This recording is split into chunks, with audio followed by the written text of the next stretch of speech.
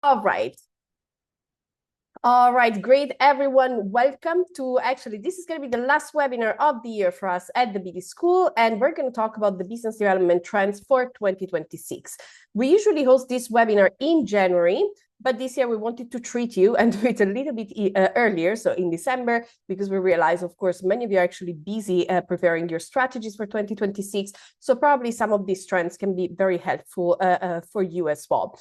Now, a little introduction on who I am. I am Lucia. I'm the founder and head trainer here at the BD School, and we are the leading educational platform entirely dedicated to business development. And our mission is to create the next generation of business developers using the power of knowledge. And for us, the next generation of business developers means a generation that actually likes business development, but most importantly, understands them and really chooses this as a profession and not just as a job.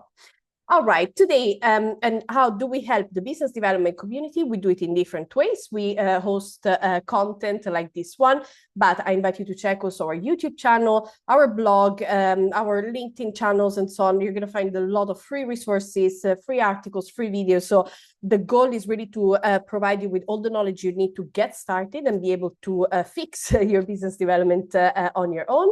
Of course, if you like more structure and something a little bit more personalized and a little bit more guided, you can take one of our courses. I always recommend the certification program, which is our flagship course. And then finally, for those of you who like, let's say, less structure, but still a lot of personalized guidance, we also provide one-on-one coaching. All right, so this is the BD School.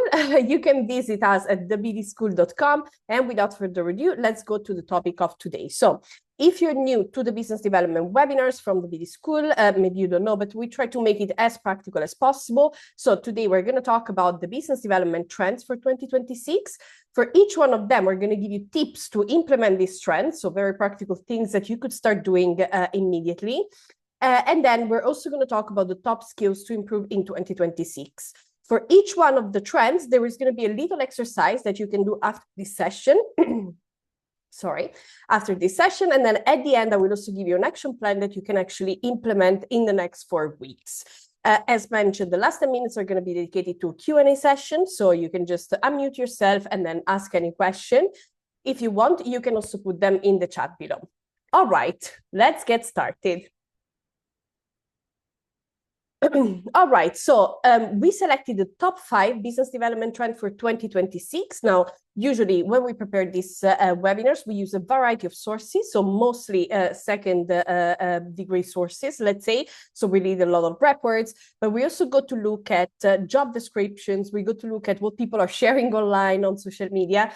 And of course, we have our students in our community that is always, let's say, a sort of a boardroom, right? Where we actually ask for input, for feedback via survey sometimes just with one-on-one conversation. So the trends you're going to see here is going to be a result of this type of research, which is a mix of primary and secondary resources. So what are the top 5 trends? So first of all, we're going to talk about the shift from going to viewing BD as a pipeline to actually ecosystem or mini ecosystems. We're going to talk about how the business development role is changing and what is going to be important for you to focus on in 2026. We're going to talk about the shift from market entry to market design. Then we're going to talk about the ownership of value orchestration, which is going to become a prerogative for BD. And then finally, we're going to talk about the shift to a signal-based BD versus, let's say, more outreach-based, let's say, BD. All right, so let's start with the first one, which is from pipeline to mini ecosystem.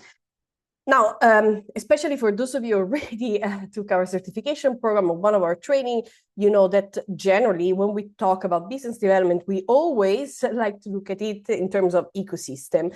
However, this has not been the same for the industry as a whole. Actually, many of you, I'm sure, when you go to look at job descriptions or even, have how people describe business development, they tend to focus more on the sales aspect of BD, right? So they would tell you, okay, it's a hunting role. It's about generating leads and so on.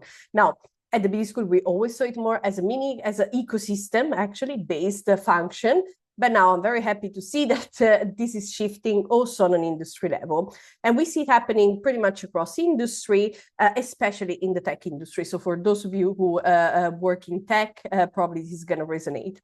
And one thing that is very clear, and Jay McBain from Omni actually kind of confirms that with this quote, is the fact that when we think at go-to-market strategy, business development, and so on, we cannot look at it just in terms of a linear process, right? So it's not just about, I have a product, I have a service for this client, and that's it. Why? For many reasons. One of them is the fierce competition, AI, of course, that makes everything easy for people, but more complicated for companies, right? So overall, we're looking at companies that if they want to stay relevant, if they want to win and so on, they cannot just operate alone as a silo, but ideally they work or they position themselves in a central place in their ecosystem, and they collaborate with other entities, other stakeholders that are important for their ecosystem. Now, this is the majority of global tech revenue now actually flows through these ecosystems, in particular through partnerships ecosystems. On YouTube, we're going to share all the sources as well, so you can go read reports and so on. But this is really a major shift because, again, before companies, they were really almost obsessed, with the competitions, like that's it, like we just have to do everything on our own. And it was really, I don't want to say transactional, just transactional, right? Because at the end of the day, companies that are thriving, they thrive because they provide value, right? So that is always important. It's just a way of generating value, providing value that is shifting, right? And now passes more through ecosystem rather than just linear transactions between companies and clients. Now, if we want to implement these tips, this trend, what can we do? I'm going to share 5 tips for you. Now, the first thing that we can do is that we can start thinking in terms of value loops rather than funnels. Now, again, our students probably know this, but what do I mean by value loop? Now, when we're talking about value loops, we're not talking just about, let's say, a funnel or a pipeline. When you have, certain opportunities, you have certain clients that have to move from a step to another until they close, right? Value loop means more like creating sort of a virtuous circle, if we want, where basically you have this constant change of value between your customers, your partners, and so on. And what ends up creating basically is a sort of an ongoing collaboration, right? So you constantly get feedback from your clients, from your partners, which means you can be more innovative in your approach, you can be more timely in your approach, so you can really provide what your customers and partners are looking for. And that ends up generating more, let's say, long-term and predictable revenue, together with higher loyalty from your customers, better product adoption, and so on. So try to go away from funnels to value loops. By the way, I'm sorry, I think I'm going really fast. There is a lot, and I have a little bit of a cold. So apologies for this. I might have to mute myself at some point to sneeze. So sorry about that. Now, next tip is try to build micro ecosystems that are based on specific use cases. What does it mean? Now, one mistake that I see very often people do, when we do our training, or also just when I talk, on sales calls with business developers and so on, is that sometimes they really try to, or they don't try, but say they overwhelm their customers, their audience, by having a very holistic approach to their business, right? So they talk about their solutions as a whole, and they're really, let's say, they give a lot of information, let's say, to their customers, to their partners, and so on. Now, the problem is that when we do that, we're actually losing also the effectiveness of what we do, because it would be much easier if instead we would actually focus on one pain point, one customer problem, one industry, one vertical, and really kind of like build a smaller focus of action.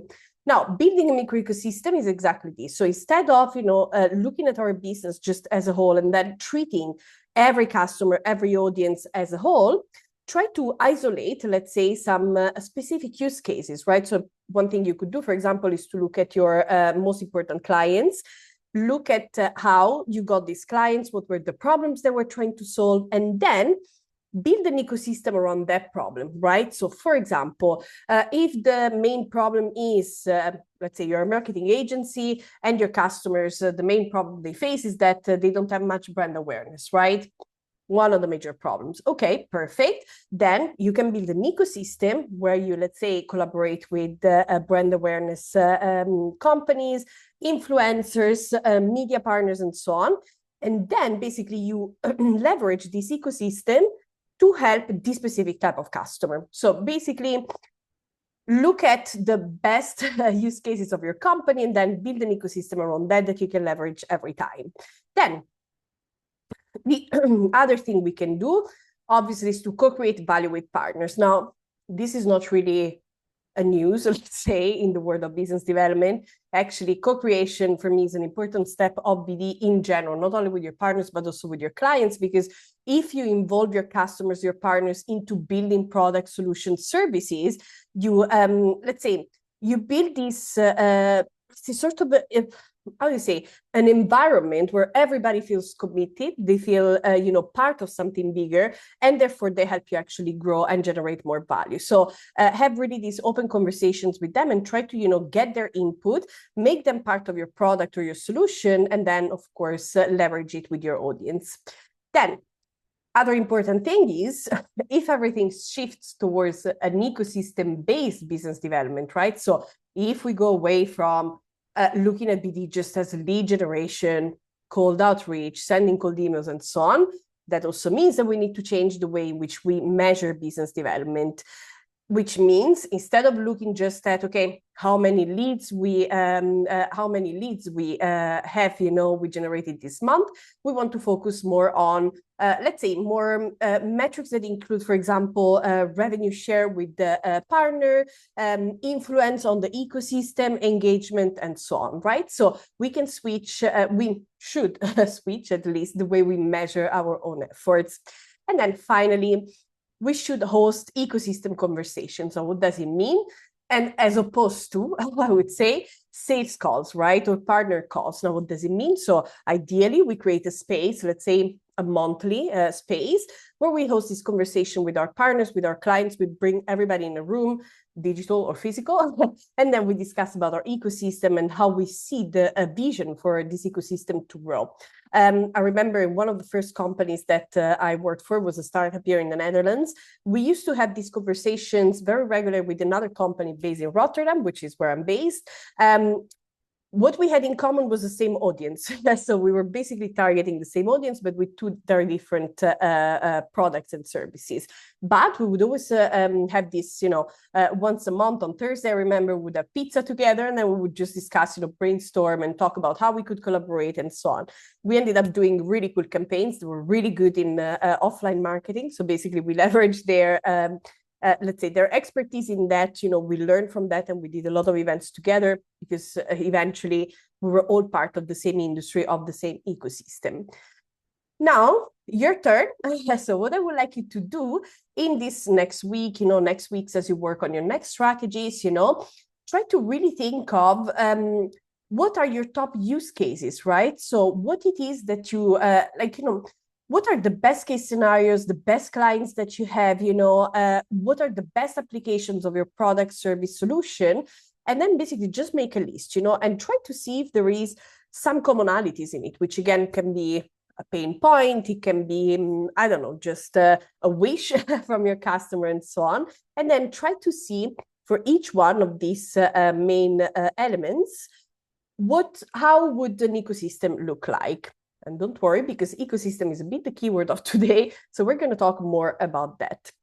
All right, that is it for the first trend. So we can move on now to the second trend, which is really actually an evolution of the business development role.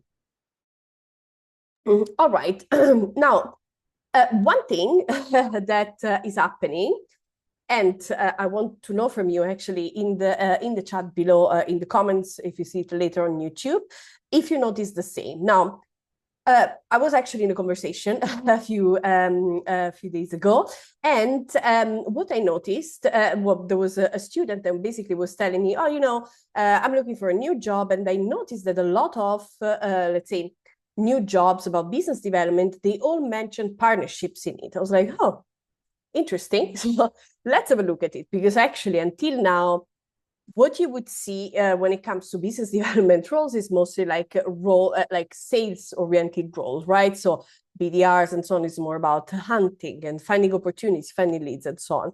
Now this is changing a little bit, right? So I went on LinkedIn, and with my team, we went on LinkedIn, we went on Indeed, we went on Monster and so on. So we just started to look basically for job descriptions related to BD.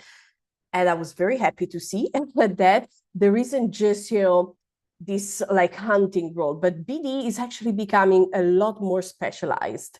Now, in my opinion, business development is still a generalist role and should stay like this, because you really want to have this overview of ecosystem and so on. But there is a lot of benefit and a lot of advantages also into having a more specialization sorry, into the business development role. That is happening for 65% of companies, mostly in tech again, that actually now have different roles, different sub-roles when it comes to business development. So we did a little bit of digging, and we found, so we created this little tab basically, where we basically put the different types of job titles that you can find now, or specialties, let's say, related to business development. As I mentioned, partnerships is the first one.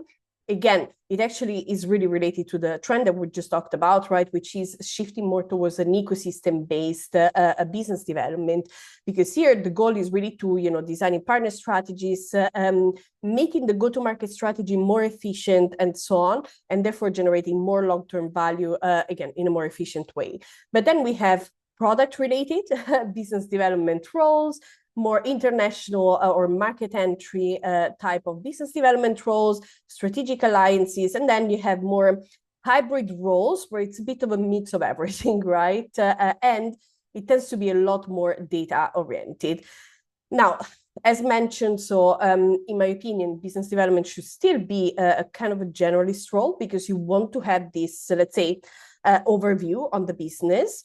But I think especially in terms of career progression, you can actually choose what is your specialty, right? There's one thing I say, and I recommend to all the students, is in our training, is that the beauty of business development and the beauty and the curse of business development is that since there isn't just one way of doing it, and sometimes can be a little bit confusing, that also leaves you a lot of freedom, right? Because it's really, you can really shape your business development role depending on your main strengths, what you like to do, how you're more performant. So for example, if you're someone that is very collaborative and likes to talk to people, likes to go to events and so on, and doesn't, for example, really like sales or doing cold call and so on, you can shape your business development role to be more partnership focused, right?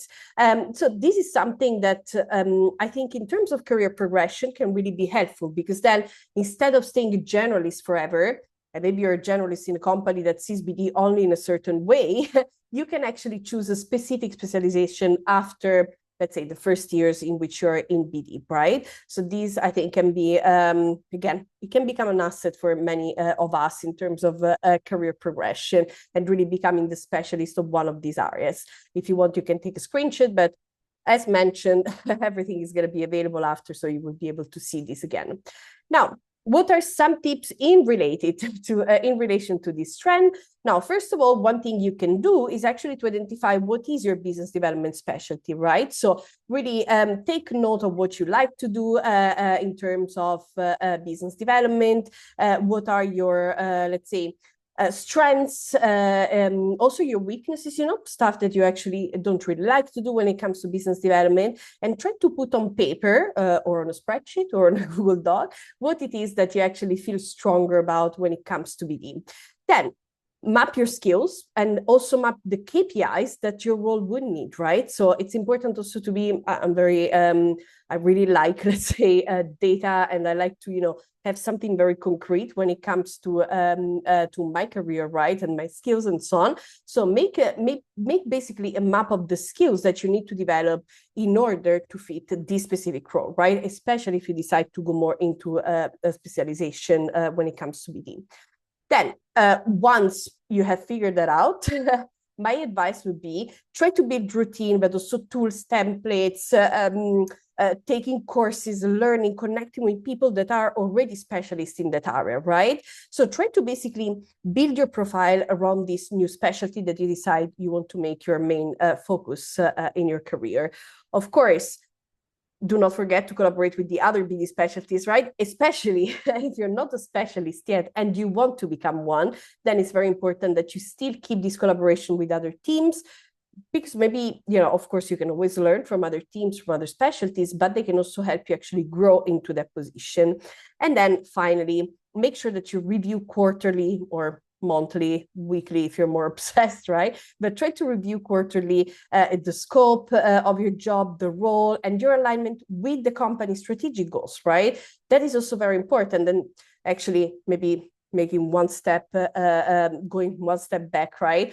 The alignment with the strategic goals of the company should be at the very beginning, right? So try to see, besides, what are your strengths, what is the specialty you want to get into, also try to see what is the new goal, new strategic goal of the company, right? Because if the company is moving more towards ecosystem-based business development, partnerships, and so on, then maybe that should become your specialty, right? If you work in a company that is a lot more product-based, maybe that should be your focus, and so on. So try to be smart in that sense and try to really align it with the company goals. Now, what you can do in the next weeks, or if you like to do, let's say, like setting goals for the next year and so on, what you can do is to audit your current skills, assess your gaps, and then decide what it is that you need in order to actually, make this shift, right? So little exercise for you. All right, trend number 3, market entry. So actually more of a shift towards traditional market entry to market design. So what does it mean precisely, and why it is important? Well, it is important because many, more than the half, so 62% of high growth B2B companies, they said that this year, this past 2 years actually, they saw their biggest opportunities coming not from traditional markets, but actually from value chains and markets that they helped shape. What does it mean? They helped shape, meaning they kind of created them from scratch. Now, again, in the light of AI, I think many of these companies are probably companies also that just entered into this new space. It was a new market by definition, right? But the fact that there are all these new technologies and so on also kind of like made many companies alert and say, wait a minute, but maybe we could apply our solution to this other market, right? Or maybe we can take what we do and just, transform it for this other industry and so on, right?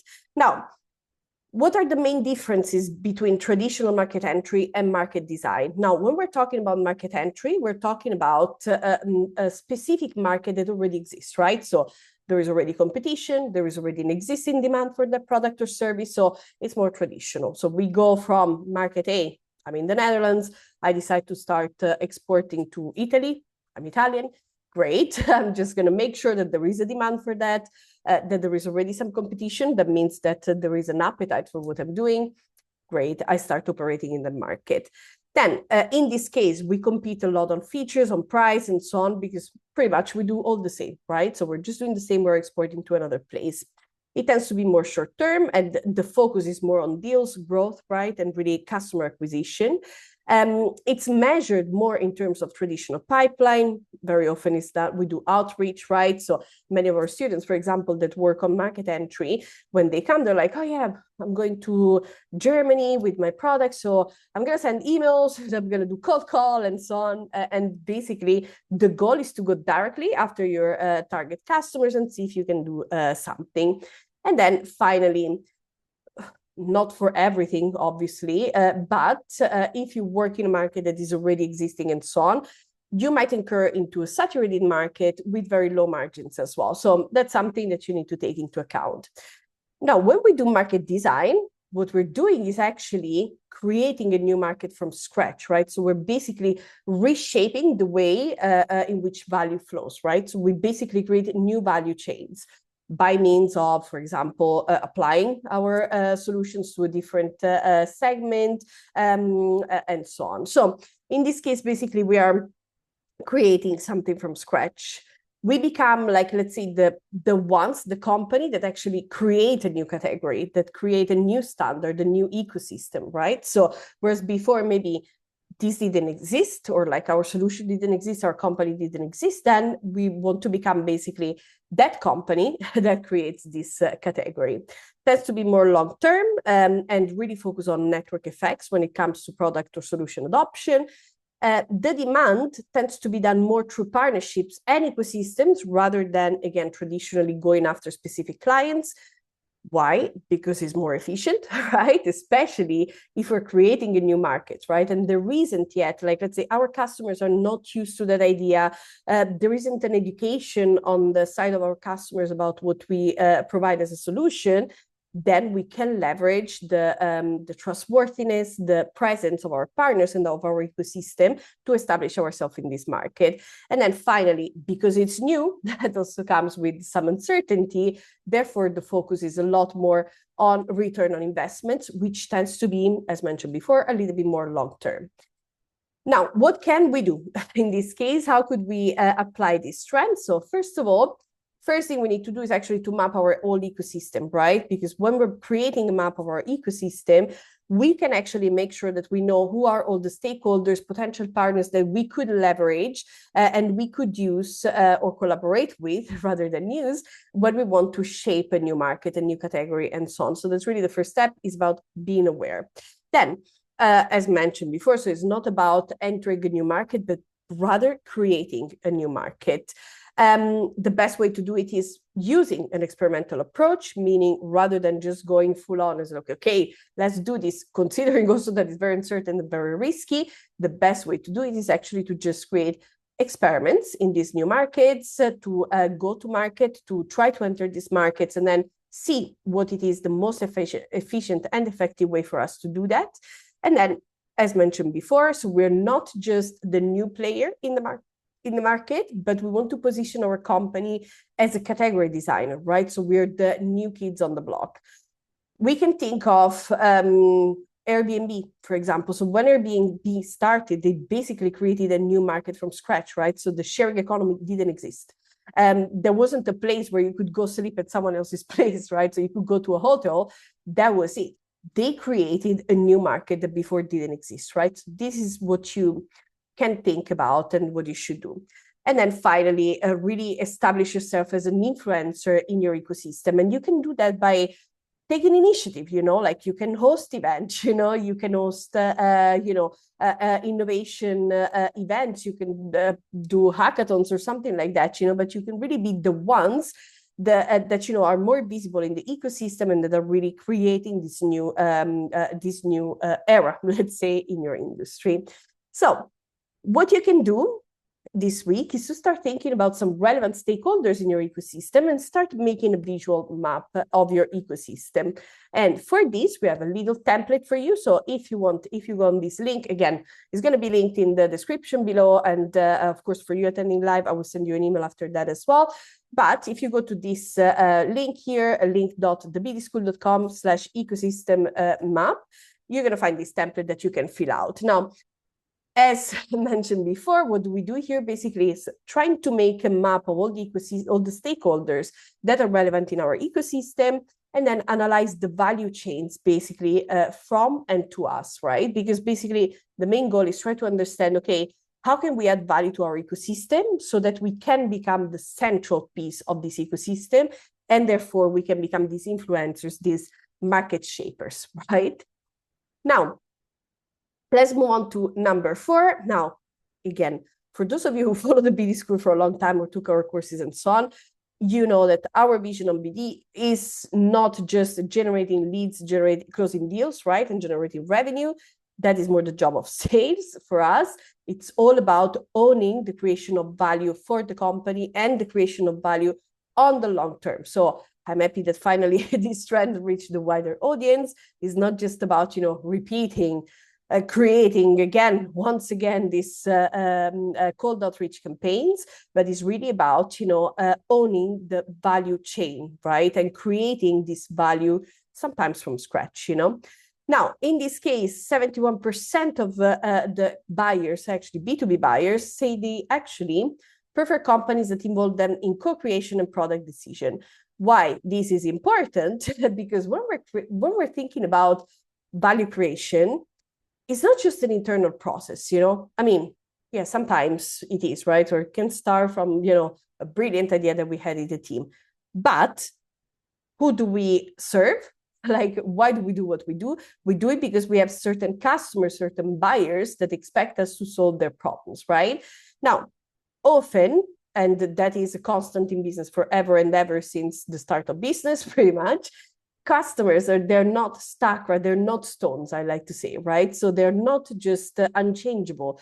They actually change a lot over time. They can change their needs, they can change their preferences. Maybe one day they like you so much, and the day after there is a competitor, they like them better, and so on.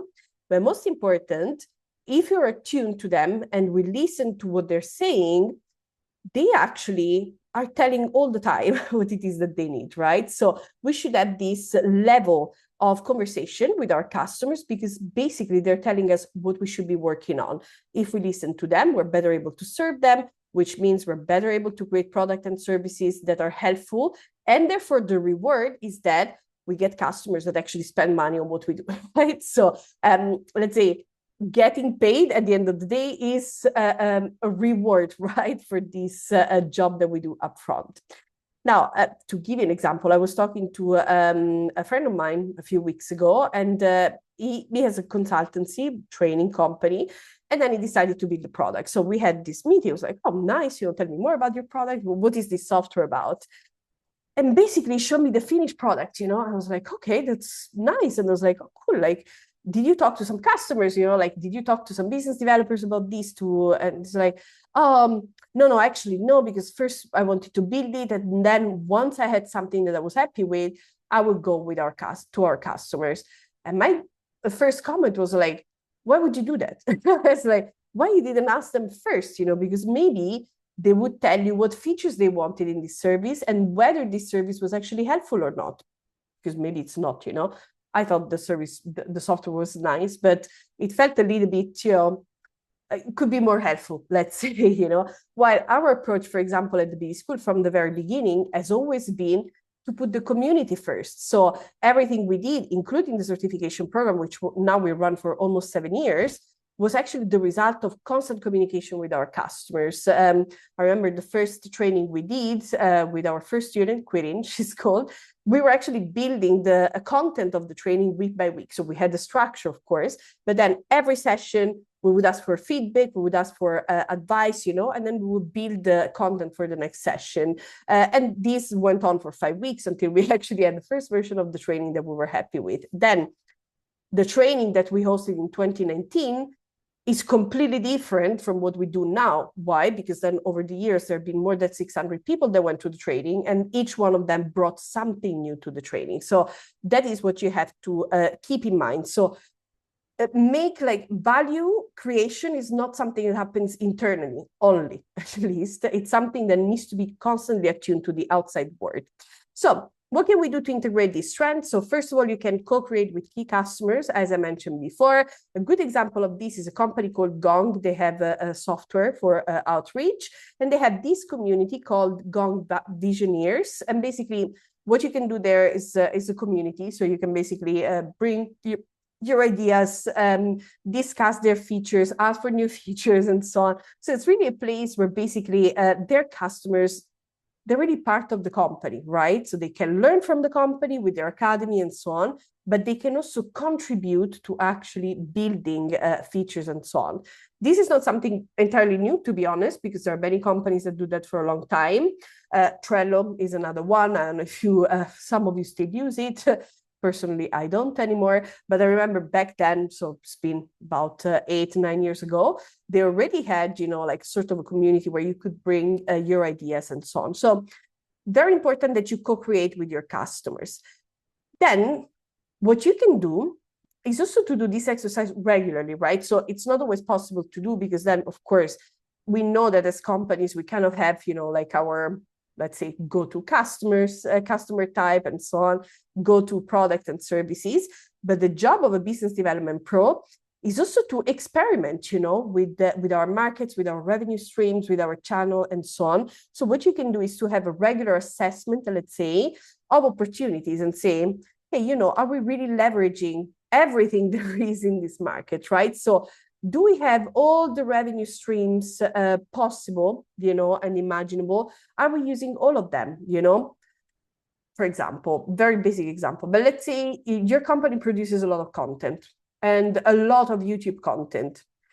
And YouTube is just one of the channels, right, for you to generate awareness. But you have millions of subscribers on your YouTube channel.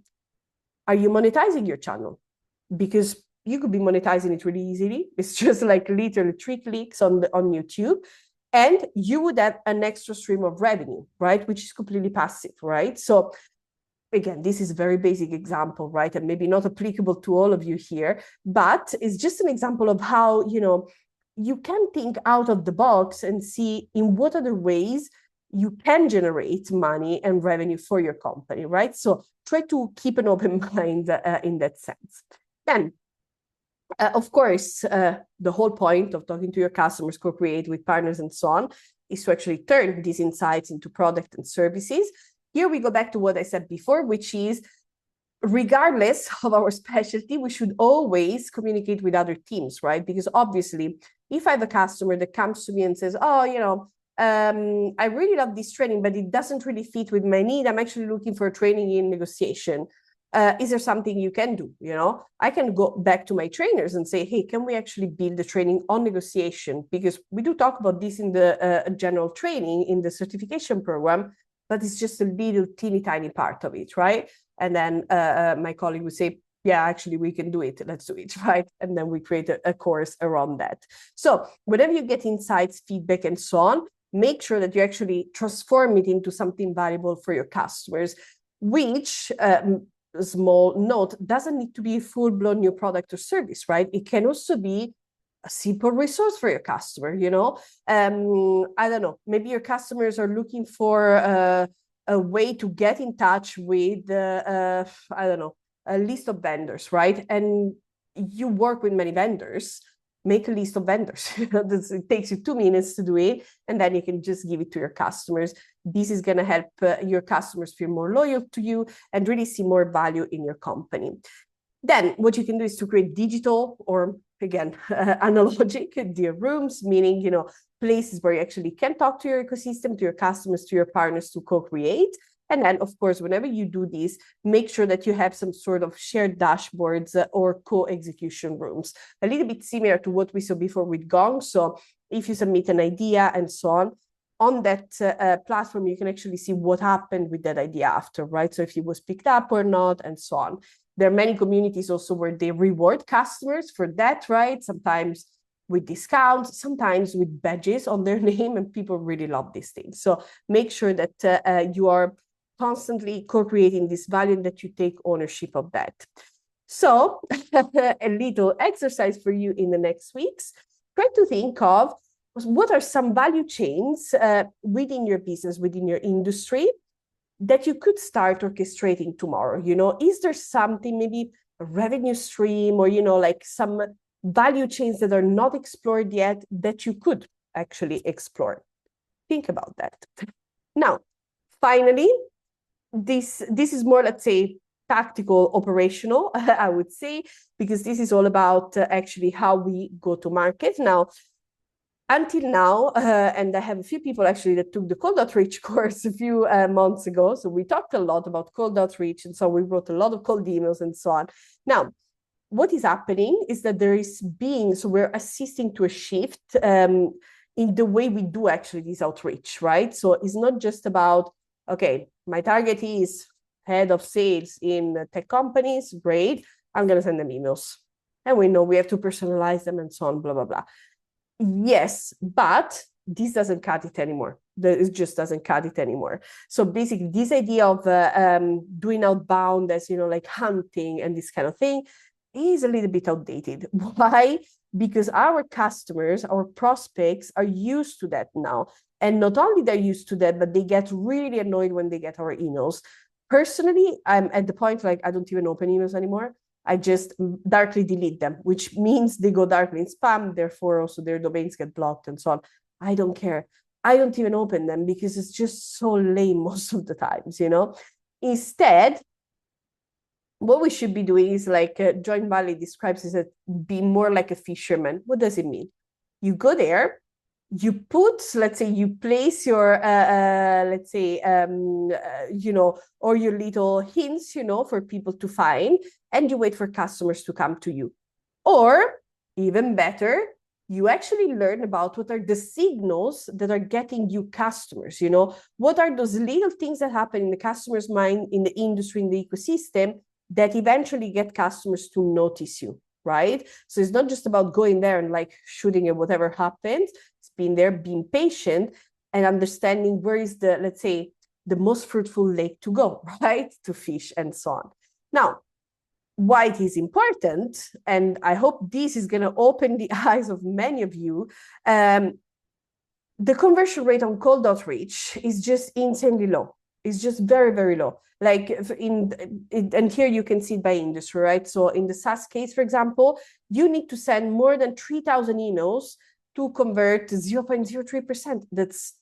It's insane, right? So especially if you work in a small market, if you are like a boutique consultancy and so on, where do you go to find 3,249 prospects? You know, sometimes you don't even have that many, right?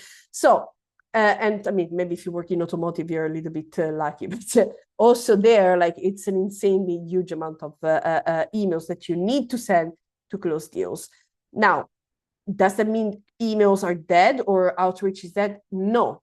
But the way of doing it has changed dramatically, right? Now, I still have clients that, and you know, every time we talk to our students, he was like, yeah, I know, but my manager wants me to do this, which is send these, you know, spam emails to everyone, like thousands of people at once, with the same message, with the same, like, you know, pain points and so on. People don't care. People don't care. They don't even read them. And indeed, they don't get any results. We need to change the way we do it. We do it or we do it. We do it or we don't get results, basically. Now, how do we do it? So first of all, we need to know what are the signals from our customers, right? What is the most efficient way to do it? Make a list of your top customers, top 20, top 50, you know, and see why and when they came to you. What happened in their business, you know? Why did they decide they needed your solution? If you don't know, ask them. Just do a little customer research and ask them, like, why did you come to us? Why are you a customer of ours for 5 years? You know, what motivates you to stay with us? So you need to know what motivates your customers to become your customers, right? So you need to identify these key signals. Once you have that and you map out all these signals, then you can create a signal to outreach workflow, right? You say, okay, and for this, there are some tools. I'm going to share one that is the most popular at the moment. What you do basically is you make a list of signals. Most basic ones could be job change, funding, and these kind of things. But I would say these are lazy in the sense that, you know, everybody has them. So everybody's going to send an email. Hey, I saw that you changed your job. Therefore, I can imagine that you want to change blah, blah, blah, right? Boring. So try to get more in depth, right? Try to really see what are the real signals that make your customers come to you. And then once you have these signals, you build an outreach sequence for that based on these specific signals. You can use tools like Play, for example, data partner insights to really understand what is most effective, right? We have a student, for example, one of those that has to send thousands of emails because that's, you know, how it works in the company. What we did after many months working together, we analyzed the lead sources. And when we looked at the lead sources, he had 0 leads coming from cold outreach, mass cold outreach. However, he did have many leads coming from past conversations, meetings, events that he attended, and meetings that he had with his partners. So their software solution with a very big company, they collaborate with this big company, basically, that refers them customers. They say, actually, this customer is switching to us, or this customer needs to change that, blah, blah, blah. I think they might need your services. Get in touch with them. These are the most effective ones, you know? So these little insights from his partner. So try to look a little bit broader and don't stop at, you know, the basic information that everybody can find on LinkedIn.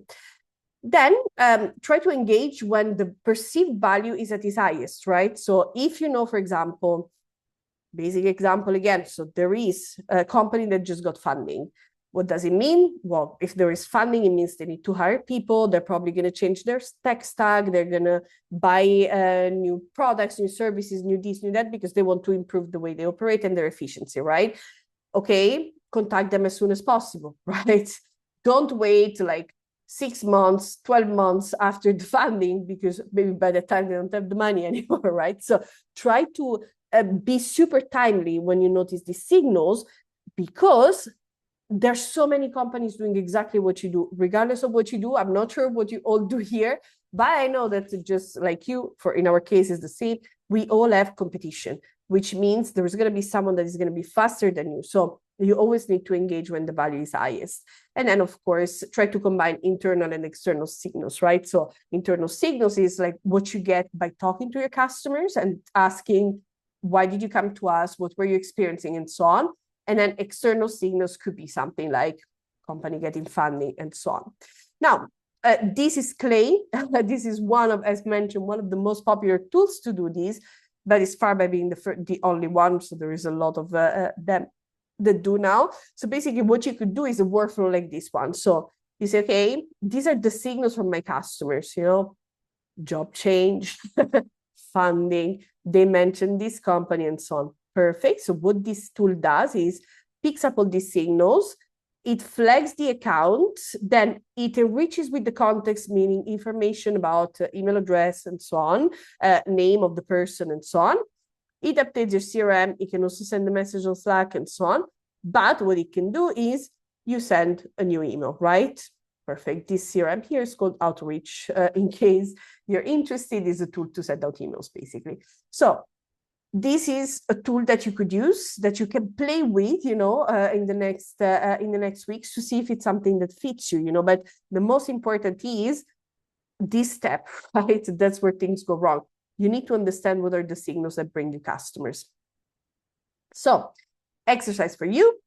Think about what are the intent signals for your customers, right? So make this list, talk to them, and try to identify what are the signals basically that say, oh, this customer is interested. I think I can convert them within the next 3 months, 6 months, 1 week, if you're lucky.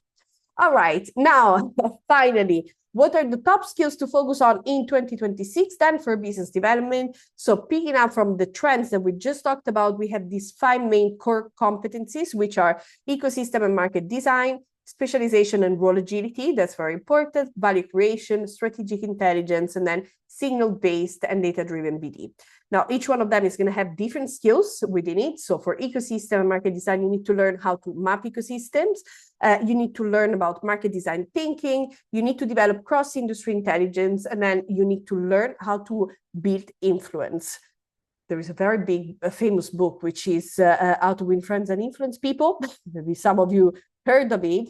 Go check a video online or read a book if you want. That can be a good starting point, but don't stop there. Actually practice that. Then specialization. So what can you develop, or what you should be able to do, or at least be a little bit interested, is develop expertise in partnerships, integrations. That's also another, especially if you work in tech, like integrations can be a very a very important skill and expertise to develop. Have flexibility in your role. So don't be stuck, you know, it's like, okay, I only do partnerships, I cannot do this or that. No, you need to be flexible. Again, BD is still generalist as a role, right? So try to keep flexible, but also develop some domain-specific insights. When it comes to value creation and orchestrations, the skills are designing outcome-based offers, right? So really what we said before, right? Try to really isolate pain points and really what delivers value to your customers. Experiment with value and experiment with new tactics, new channels, and so on.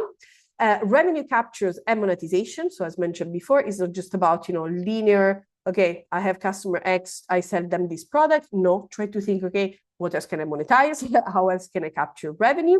And then, of course, as we mentioned before, data is important. So you need to be able to measure impact. And then value storytelling, it's also very important. So in general, storytelling is a good skill to have as a BD. For strategic intelligence, we need to have a sort of market sensing. It was like market market knowledge, right? So which it's combined, of course, with the market analysis. But it's not just market analysis, it's really more about, try to be aware of what's happening in your market and then try to make sense, right, of this data. Like really always think, okay, there is this trend. What does it mean for me? If AI is a trend, what does it mean for me? How can I apply it to my business, Then data synthesis and insight generation, very important. Scenario planning, also very important. And then building internal influence in this case, right? Because of course, as BDs, you want to be taken seriously within the company. And then finally, signal-based and data-driven BD. In this case, we need to be able to, again, detect these signals, right? And to interpret them. Try to be able to use data to prioritize our opportunities, right? Because not all the opportunities are the same. Obviously, I mean, I didn't even mention AI and tech fluency. I think it's a given that we all have to learn about tech. We need to become more tech fluent, right? And we need to be able to read analytics. And that is it for the skills, right? So let's say the skills included in these domains. Now, what you can do, I promised you a little 30-day action plan, which is a bit of a summary of the exercises that I gave you throughout the session. Now, what you can do in the next weeks is, first of all, most important than everything, design your ecosystem map. I will put in the resources also an article on what is ecosystem mapping in business development with the template as well, so that you can work at your own pace on this. But basically, the goal is to understand what are the key players around you and then what's the value chains between them. Week 2, you can work on your skill gap analysis, right? So try to identify what are your strengths and so on, what are the skills or KPIs that you need to work on in the next weeks, and then decide also where you want to grow as a BD. Week 3, you can start playing with the tools like Clay, for example, and try to, make a list of the top customer signals and play with them, right? Try to, start using them in your outreach, if you do outreach, but not only outreach in the traditional sense of sending emails, but also when you talk to your customers, when you have sales calls and so on, or if you post content on LinkedIn and so on. And then on week 4, you can start experimenting, right? So you can test small hypotheses, which could be a new segment, a new market, a new partner, a new customer profile, and so on, and measure what works. Now, the good news is that you don't have to do everything alone. If you want, you can actually come to our business development certification program. We train over 600 business development pros across different industries and countries. It is an individual program, which means for 5 weeks, we're going to work together on your own specific business development case. And the goal is to structure business development work, integrate many of the trends that we talked about, and of course, helping you become a more successful BD pro. Of course, all the links will be down below. And for those of you who are on YouTube or on the platform, thank you so much for watching. We're going now to the Q&A session. So for everyone that is going to watch the webinar later, thank you so much. And now I will stop the recording and go back to the live session. Bye, everyone on YouTube.